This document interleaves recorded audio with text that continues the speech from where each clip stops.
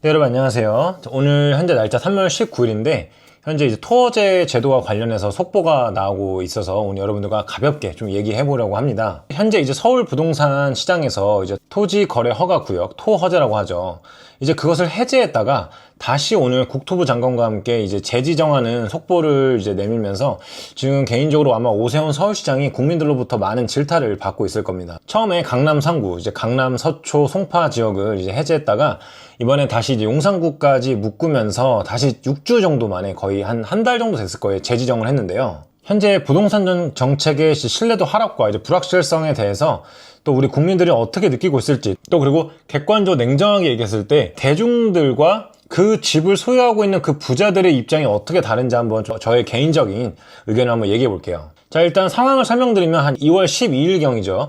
오세훈 서울시장이 이제 강남 상구와 용산구 일부를 토어제를 해제를 했었습니다. 그 이유는 시장이 어느 정도 안정이 돼 있고 또 이제 부동산 거래가 조금 급감하여서 이제 위축될 우려가 있어서 그것들 분위기를 좀 조정하기 위해서 이런 결정을 하였는데, 하지만 안타깝게도 거의 한 달 정도밖에 되지 않았는데 이제 해지 직후 이제 예상과는 달리 이제 거래량이 급증하고 집값이 조금 빠르게 오르기 시작했죠. 예를 들면 잠실, 삼성, 대치, 청담 이런 부분들이 약 79% 증가했고요. 강남 3구는 아파트값 7년 만에 최대로 상승을 기록했습니다. 또한 토허제가 이제 해제됐기 때문에 갭 투자의 의심 거래가 약 2배 정도 증가했다는 얘기가 있었고, 이제 강남뿐만 아니라 이제 금관구라든지 노도관 같은 이제 외곽 지역에도 조금씩 상승할 수 있지 않나? 어떤 조짐이 좀 보이기 시작한 거죠. 그래서 정부는 정책을 갑자기 약 한 달 만에 급선회하게 됩니다. 다시 강남 3구와 용산을 포함해서 다시 재지정을 했고요. 만약에 시장이 잘 안정되지 않으면 심지어 마포구라든지 강동구라든지 성동구까지 지금 추가 규제를 검토할 수도 있는 상황이에요. 자, 이 토어제는 약 6개월 정도 일단 시장이 됩니다. 그리고 6개월 뒤에 이것을 다시 해제할지 다시 연장할지를 결정해야 되는데, 여러분들은 어떻게 생각하시나요? 저는 연장이 되지 않을 것이라는 것에 한 표를 던지겠습니다. 저는 아마 오세훈 시장이 다시 한번 바로 연장을 하는 데는 조금 힘들 것 같고요. 개인적으로 6개월 뒤에 바로 연장을 했을 때 다시 집값이 분명히 오를 거라 100% 장담하기 때문에 바로 그런 선택을 하지는 않을 거라고 저는 감히 한 표를 던지고 있습니다. 이제 토지 거래 허가 구역 확대를 이제 지정하다 보면은 일정 규모 이상의 주택을 거래할 때 이제 관할 구청의 허가가 필요하죠. 임대나 매매는 불가하고요. 무조건 2년 실거주를 해야 되는 겁니다. 만일 관할 구청의 허가 없이 매매를 했을 경우에는 2년 이하의 징역이나 토지가격의 30% 정도를 벌금으로 부과할 수 있어요. 지금 올해 이 7월에 이제 스트레스 뒤에서 3단계가 찾아오지만 지금 부동산 시장 안정화를 위해서 디딤돌 대출 같은 금융 및 대출 규제를 충분히 더 강화할 수밖에 없습니다. 지금 허그의 전세자금 대출 보증 비율도 100%에서 90%까지 내린 상태고 7월에 예정되어 있던 거에 지금 5월까지로 땡겨진 상황이죠. 이제 아까도 말씀드렸지만 디딤돌이라든지 버팀목이라든지 신생아 대출 같은 것들이 이제 강화가 될 가능성이 굉장히 많아요. 자, 그러면 우리는 여기서 어떤 예상되는 변화와 그런 부동산 전망을 한번 생각해 볼 수 있을까요? 누구도 지금 정부도 솔직히 말해서 동전 뒤집듯이 오락가락 하는 마당에 저희도 100% 맞추기는 어렵습니다. 왜냐면 맞추면 뭐합니까? 아니, 토어제가 한 달 전에 이렇게 풀렸다가 한 달 뒤에 또 이렇게 동전 뒤집듯이 무슨 부침개 뒤집듯이 바뀔지 저희도 몰랐는데 정말 아무도 알 수 없지만 대충이라도 한번 지금 상황을 기준으로 예상을 해보자면, 일단 정부는 거래량을 감소하고 가격 상승세를 둔화하는 것을 아마 목적으로 둘 겁니다. 하지만 저는 어떻게 생각하냐면, 당연히 토어제 지정을 함으로써 투자자의 매수 심리가 줄어드는 건 사실입니다. 왜냐하면 갭 투자도 안 되고 정말 현금과 기준이 완벽하게 갖춰지지 않는 사람이 아닌 이상 이것을 쉽게 구매할 수는 없는 동네니까요. 하지만 그렇다고 해서 지금 빠른 시간 안에 조금 이렇게 좀 점핑한 그 가격이 단기간 안에 다시 급락을 한다든지 그런 현상은 있어 보이지 않고 그냥 완화 정도 되거나 그냥 약간의 하락 정도가 있을 것으로 저는 개인적으로 판단하고 있습니다. 당연히 2년의 실거주 의무로 인해서 갭 투자 같은 것이 안 되기 때문에 실수요자 중심의 거래로 이제 매매가 될 수밖에 없어요. 그러니까 굉장히 그 퍼센테이지가 작아지겠죠. 또한 풍선 효과 발생을 할 가능성도 충분히 있습니다. 강남 3구와 용산구가 이제 규제되면서 그 외곽 지역인 강서구라든지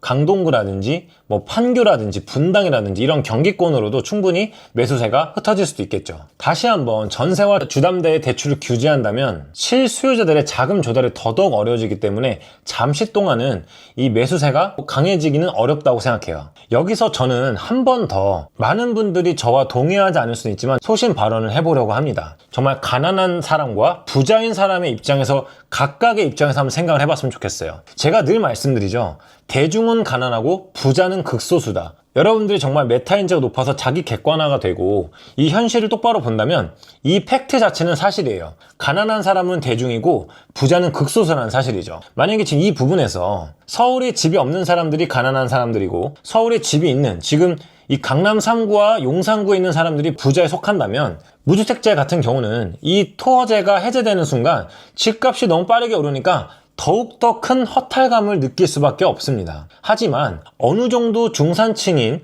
내가 영끌을 하고 갭 투자를 해서 이 동네에 점프를 할 수 있는 사람들은 그 한 달 동안에도 갭 투자를 은근히 한 사람들이 있죠. 그 거래량은 많지 않지만 갭 투자를 한 사람들도 분명히 있습니다. 하지만 그 갭 투자들은 다시 토어 허제가 재지정이 되면서 다시 한번 자신들이 점프할 수 있는 그런 기회가 어떻게 보면 막혔기 때문에 그분들에게는 좀 더 아쉬운 기회가 될 수도 있는 거죠.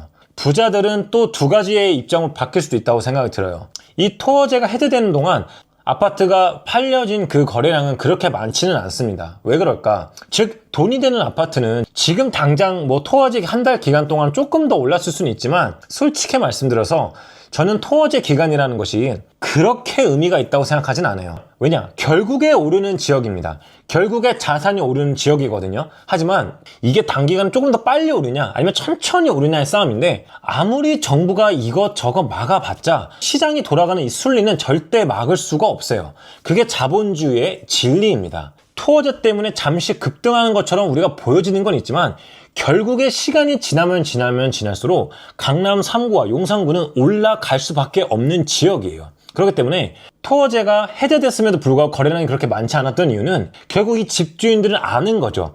굳이 토어제 때 조금 올라간다고 그렇게 급하게 팔 필요가 없다. 왜? 결국에 시간이 지나면 지날수록 이 아파트 값은 지금 토어제 당시에 급등했던 그 가격보다 더 올라갈 것이라는 것을 아는 거예요. 올바른 자산을 샀을 때 시간이 흐르면 흐를수록 올라가기 때문에 굳이 이게 무슨 주식도 아니고 그 한 달에 땀을 질질 흘리면서 이걸 팔아야 돼 말아야 돼 그렇게 걱정할 필요가 없다는 얘기죠. 그러니까 주식으로 치면 여러분 주식도 짧게 보면 수많은 하락과 상승 속에서 변동성이 다릅니다. 하지만 10년이라는 S&P 500을 예를 들어 봤을 때 단기간에 짧은 변동성은 정말 무수히 많지만 결국 10년이란 기간 봤을 때 항상 매 순간 우상향한다는 것이죠. 사실 부자들 입장에서 짜증나는 부분이거든요. 왜냐하면 지금 본인의 재산의 권리를 사실 정부가 막고 있는 거거든요. 자신의 재산을 개인적으로 판매하겠다는데 그것을 정부가 의도적으로 막는 거나 마찬가지입니다. 하지만 제가 다시 한번 정리해 드리자면 결국 지금 당장의 흐름을 조금 줄일 뿐 올라가는 자본주의 자산의 상승을 막을 수는 없어요. 자연적으로 돌아가는 자본주의 시장의 원리를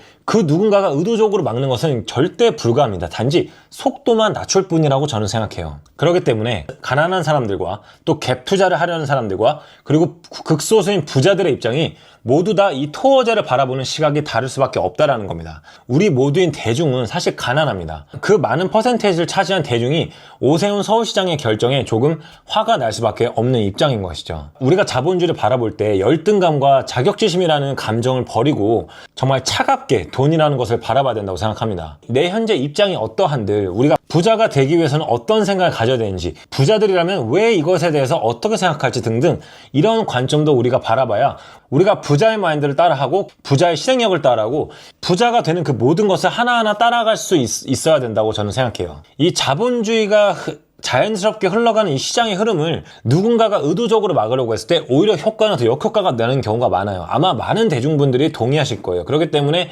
그냥 좀 가만히 냅둬라, 좀 자꾸 개입하지 말라, 이런 말이 괜히 있는 게 아니거든요. 그래서 사실 정말 오세훈 시장부터 국토부 장관부터 다 똑똑하신 분들이 계시겠지만 본인들이 똑똑할지언정 이 자연스럽게 흘러가는 시장의 흐름을 의도적으로 이렇게 방어하려는 모습이 오히려 자신들의 의도가 다르게 역효과가 날 수밖에 없다는 것이 제 포인트입니다.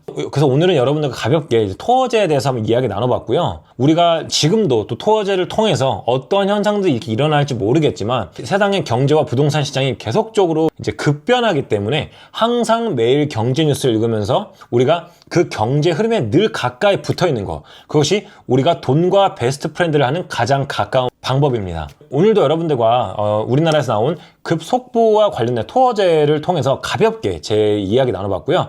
앞으로도 계속 다양한 또 인사이트 나눠보시죠. 자, 그러면 오늘도 기분 좋은 하루 되시고 언제나 부자의 마인드와 함께 부자의 실행 함께 하시죠. 렛츠 고!